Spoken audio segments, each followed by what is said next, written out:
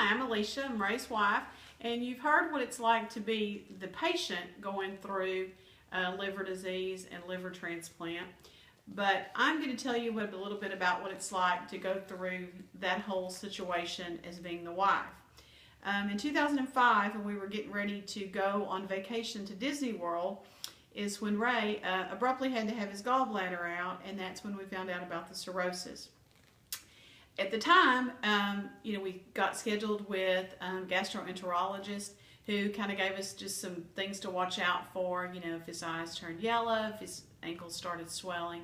So knowing so little about cirrhosis, we just assumed that could just happen at any minute. So like he said earlier, I'd get up, I'd look at his eyes, I'd check his ankles to make sure they weren't swelling. And, that kind of got to be our routine, and we did that for about a year. And then we kind of relaxed a little bit about it. That was all in 2005. What he didn't tell you was in 2007, he was diagnosed with stage 4 lymphoma and was given about 20 months to live.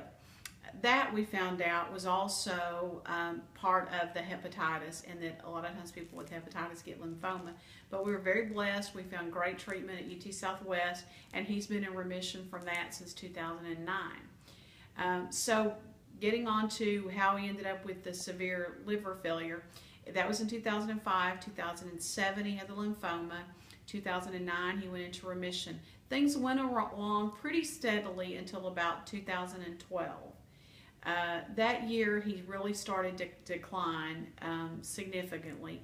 We took a family vacation to Hawaii in August of that year, but when we came back, his health had gotten to the point where he couldn't work anymore. He quit work at that point.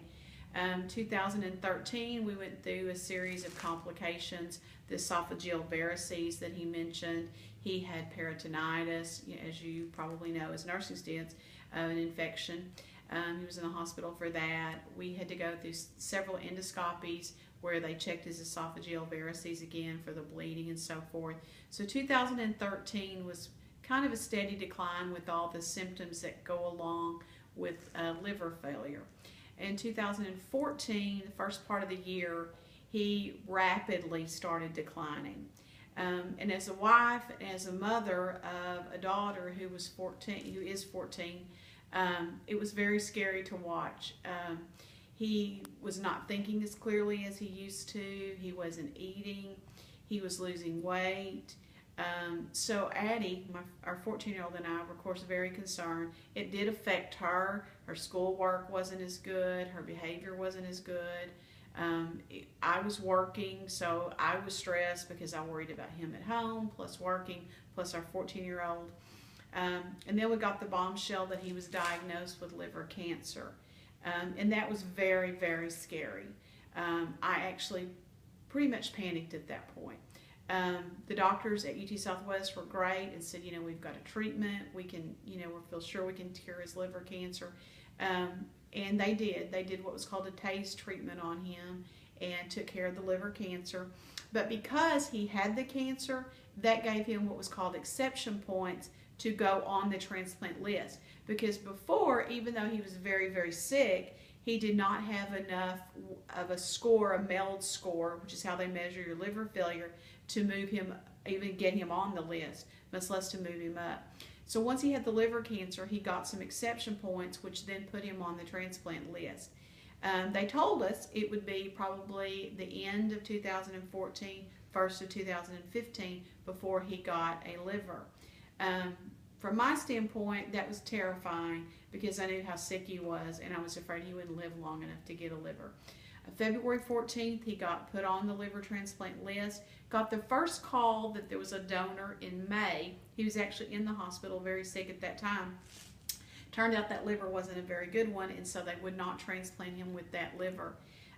So we came home. He got over that acute problem he had at the moment, came home, and then on the night of June the 12th, we got a call that he had a donor and that it was a young teen, and that it was what they consider basically a perfect liver. They call it a standard donor.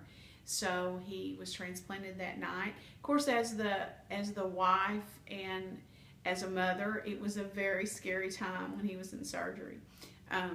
My friends who were there, Brandy Krim can tell you, it was very nerve-wracking that night. I was afraid he wouldn't survive the surgery. They warned us of all the things that could happen after surgery, the complications. So it was a pretty scary time. But when the doctor came out, Dr. Arenas at UT Southwest came out and told us that surgery went great. He was doing well. Then I got to go in and see him in ICU, and was very surprised at how he looked. He had none of the complications they warned us about. Actually did very, very well. He had his transplant on Friday night. Saturday he was eating and walking. Sunday he got out of ICU, refused to take a wheelchair, and went to his room where he would stay for the next week following his transplant. And that was June 13th. So here we are, July, August, September, October, November, 5 months later, and he's healthy. We're looking forward to the holiday season and really thankful that we have him for our holidays. Thank you.